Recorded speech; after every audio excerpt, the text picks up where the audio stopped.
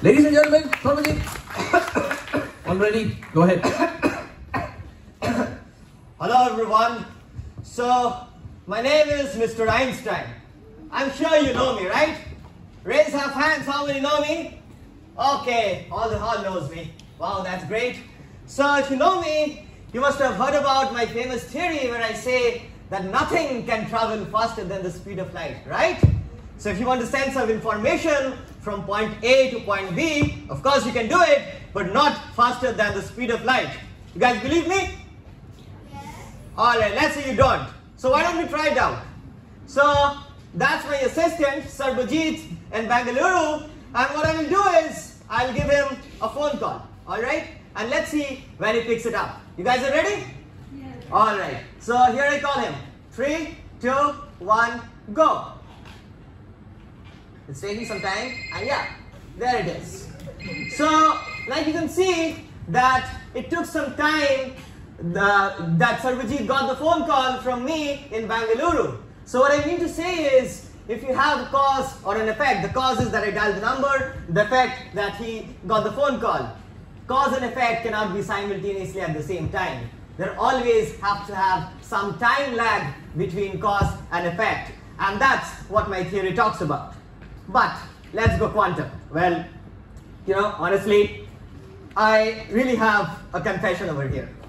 I'm not at all confident and comfortable when it comes to the quantum world. So let's do something. Let's call someone who knows the quantum world better than me. Right? You guys are ready for it? Yeah. So let's call Mr. Electron.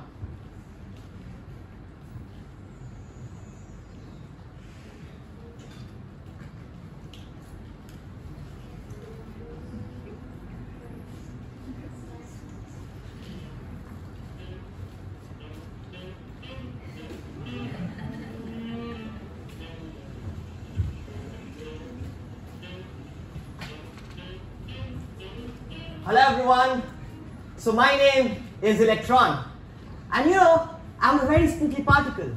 You do not know whether I'm green or I'm orange until and unless you measure me. You see, I'm both green and orange at the same time, but when you make a measurement on me, I turn out to be either orange or green. It's like, you know, this coin which I have here.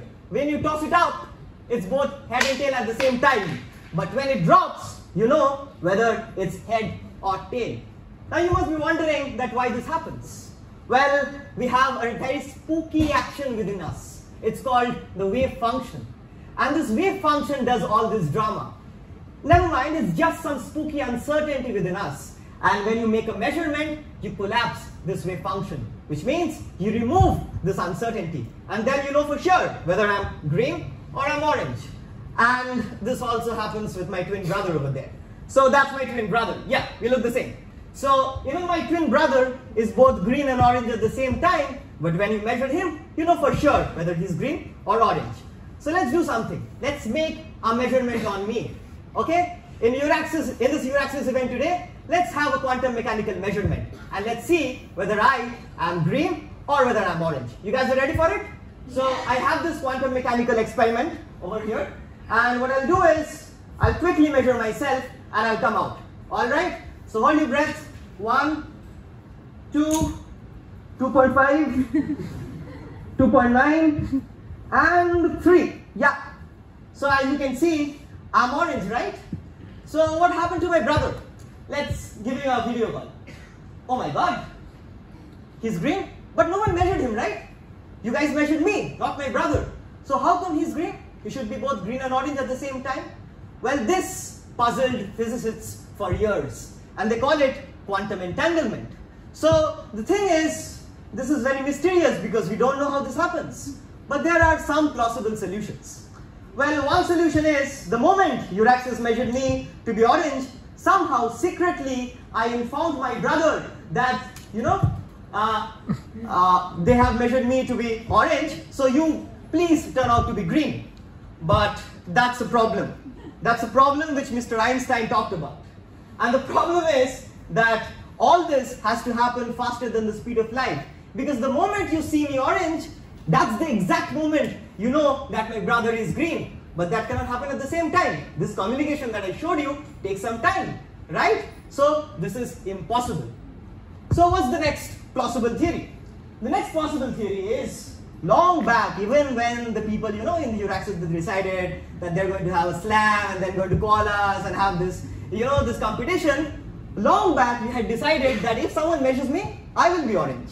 And if someone measures my brother, he'll be green, right? So there is a hidden agreement between us. There is a mutual alliance. This is called the hidden variables theory. And that's why there is no wonder. You measured me to be green and my brother automatically turns out, you measure me to be orange and my brother automatically turns out to be green. But then the problem is again, is it true? Well, I do not know it. So let's call someone who knows this. Let's call Professor John Bell.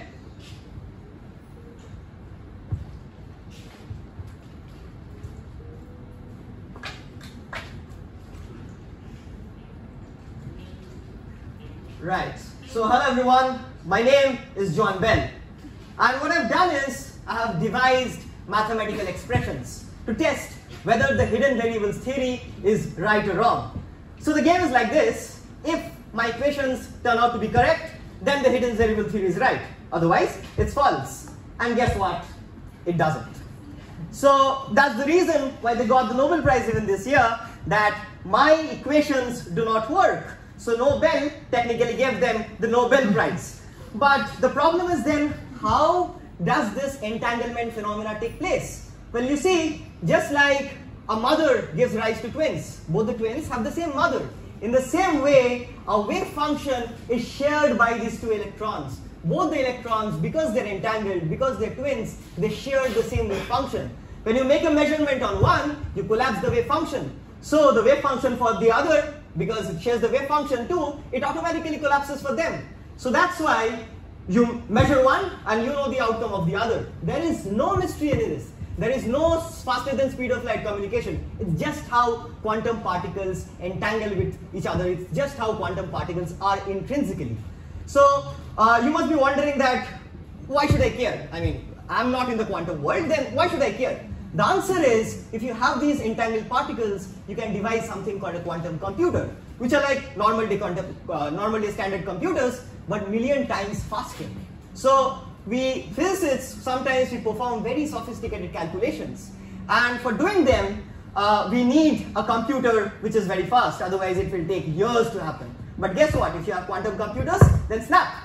You can solve it within seconds, and that's why spooky twins matter. That's why quantum particles which are entangled, they matter. So we learned that nothing can travel faster than the speed of light. Electrons or quantum particles, they do not have specific properties unless you measure them, and if they're entangled, you measure one, you automatically know the other. It's going to be the opposite. If I'm orange, my brother is green. If my brother is orange, I'm green. And so on and so forth. I would like to thank a few people for helping me out with this presentation, and that's all. Thank you so much.